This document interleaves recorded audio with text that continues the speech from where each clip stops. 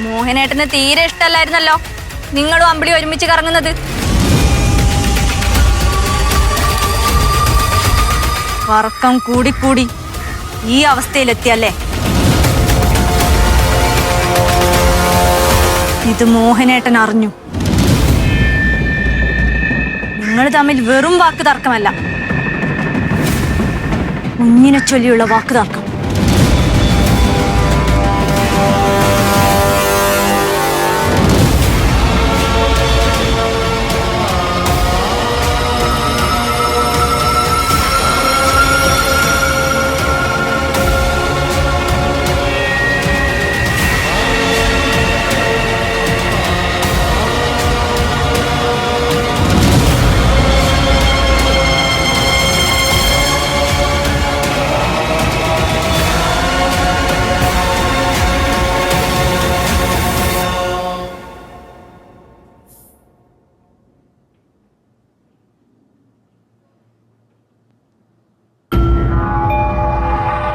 ആവണി, ഞാൻ ഇറങ്ങി. ശരിയടാ. നിനക്കൊന്നും പറയാനില്ലേ? ഇല്ല.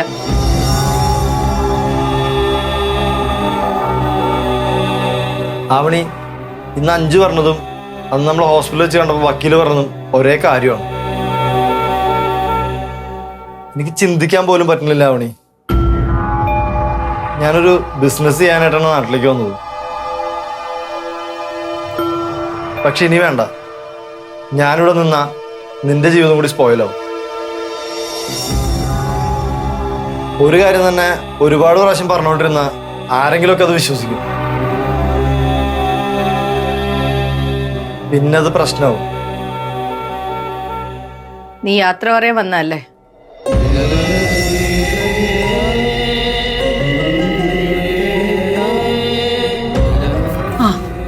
അമ്പിളി വന്നാ മോളെ?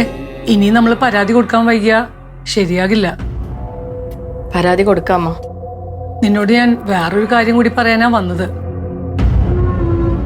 അഞ്ജു സംസാരിക്കുന്നത് കുറച്ചൊക്കെ ഞാനും കേട്ടു. നീ അത് കാര്യാക്കണ്ട കേട്ടോ. നിന്നോടും കൂടിയാ പറഞ്ഞത്. നമുക്ക് മോഹനെ കണ്ടുപിടിക്കണം. പിന്നെ ഇവരൊക്കെ ഈ പറയണ പോലെ ഒരു കടുങ്കൈ ചെയ്യാനുള്ള ധൈര്യമൊന്നും അവനില്ല. എനിക്ക് ആ കാര്യത്തിൽ നല്ല ഉറപ്പാ. നീ വേഗം റെഡിയായി വാ, നമുക്ക് സ്റ്റേഷനിൽ പോയിട്ട് പരാതി കൊടുക്കാം. ഞാൻ താഴേക്ക് വരാമോ? ശരി മോളെ. ഞാനൊരു പ്രശ്നത്തിലാണ്. എൻ്റെ ഉറ്റ സുഹൃത്തെന്ന് പറയാൻ എനിക്ക് നീ മാത്രമേ ഉള്ളൂ. ഞാനിങ്ങനെ ഒരു സിറ്റുവേഷനിൽ നിൽക്കുമ്പോൾ എൻ്റെ കൂടെ നിൽക്കണോ വേണ്ടയോ എന്ന് നിനക്ക് തീരുമാനിക്കാം.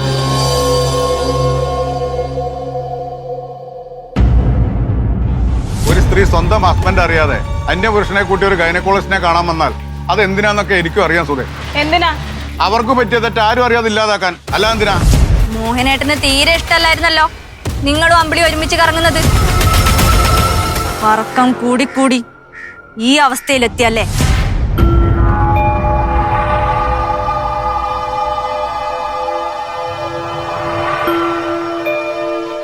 നിന്റെ കൂടെ